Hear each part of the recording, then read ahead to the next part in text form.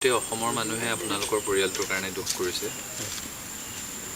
তো যিটো আপুনি হেৰুৱাইছে সেইটো আৰু বুজাইতো সকলোৱে উপলব্ধি কৰিব পাৰিছে। আৰু আপোনাকনো কি ক'ম, সেইটো আমাৰ কোনো ভাষাই নাই। আপুনি যে ইমান ধৈৰ্য ধৰি আছে সেইটোতে মানে আমিও সাহস পাইছোঁ।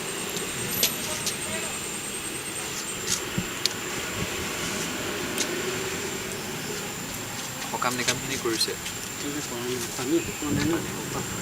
বাইদেউৰ ঘৰতে কৰিব নে ইয়াত কৰিব? আপোনাৰ ঘৰটো কোনখিনিতে এতিয়া?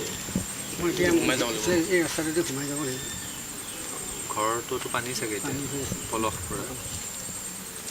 ইয়াতে কৰিবনে সকাম নিকাম বাইদেউৰ ঘৰত কৰিব? নাই, ইয়াতে কৰিম। এতিয়া আপোনালোকৰ কোন কোন আছেগৈ? মোৰ নাতিটো আৰু বোৱাৰীজনীহে আছে।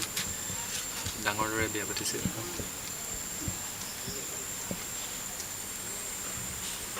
নাতি কিমান ডাঙৰ?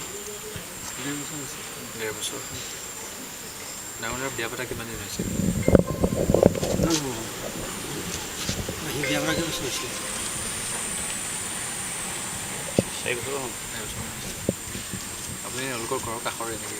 মোৰ মামাহে আপোনাৰ মোৰ ঘৰতে আছে। হয়, আপোনালোকৰ ঘৰতে আছে। একে সময়তে গোটেইকেইজন ঢুকুৱাৰ? একেলগতে এওঁ গৈছিলেগৈ, বেতনী এজোপাত ধৰি ৰখিলে।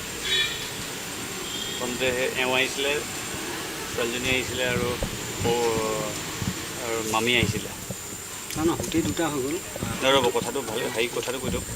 তাৰমানে এনেকৈ পানীখিনি এনেকৈ আহি আছেতো ৰাস্তাটোৱেদি, উটুৱাই লৈ গুচি গ'লতো।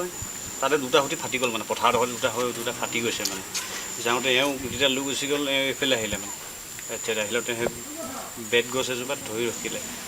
বাকী ছোৱালীজনী পৰিলে, তাই চিঞৰিছে তেতিয়া মানে মোবাইলটো ফ্লাছটো জ্বলাইছিলে। তাৰপিছত তাইৰ লগতে মামীও গুচি গ'ল। তেনেকুৱাতে চিঞৰিলে বোলে সৰু ল'ৰাটো ঘৰত আছিলে বিপ্লৱ। সি ওলাই আহিলে, সি মোলৈ কল কৰিছে বোলে, কাকা বোলে মা আৰু বাইক বোলে পানীয়ে উটুৱাই লৈ গ'ল, কিবা এটা কৰক।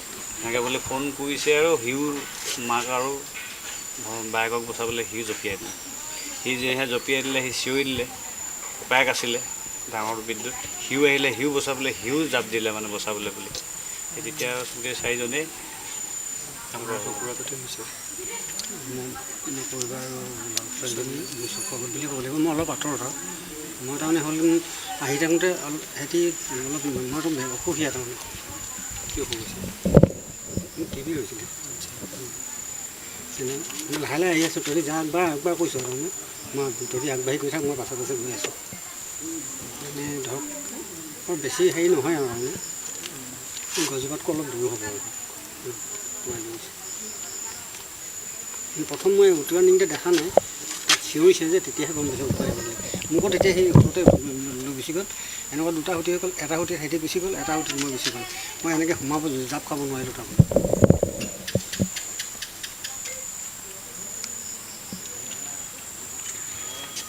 আপোনালোকৰ পৰিয়ালটোৰ কথাই গোটেই অসমৰ মানুহকে কন্দুৱাইছে।